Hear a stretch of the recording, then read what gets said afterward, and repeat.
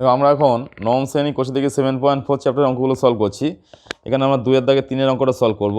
এখানে গুণনীয়ক উপপাদ্য ব্যবহার করে বহুপদী সংখ্যামালাগুলির এফএক্সের একটি উৎপাদক জিএক্স হবে কিনা দেখতে হবে।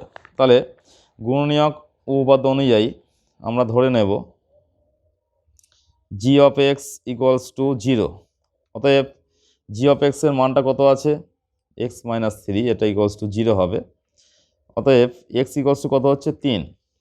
এখানে মূল ফাংশন অফ এক্সটা কত আছে, 2x³ plus 7x square minus 24x minus 45।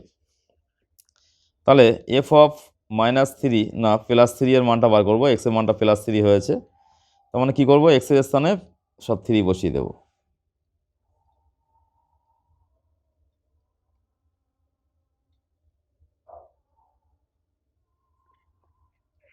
তিনে কী করলে 3 3 9, 3 9 27, তাকে 2 দ্বিগুণ করলে 54। এখানে প্লাস 3 3 9, 7 9 63, মাইনাস 3 24 72, মাইনাস 45। তাহলে এখানে কি করব, এবার যোগ করতে হবে। যেগুলো একই চিহ্ন আছে সেগুলো যোগ করে নিই। 54 আর 63 কত হবে, 4 3 7, 5 6 11। এই দুটো একই চিহ্ন আছে, এই দুটো যোগ করতে হবে। 7 7 4 11। দেখো এখানে প্লাস 117 মাইনাস 117, তাই কত হবে, 0 হবে।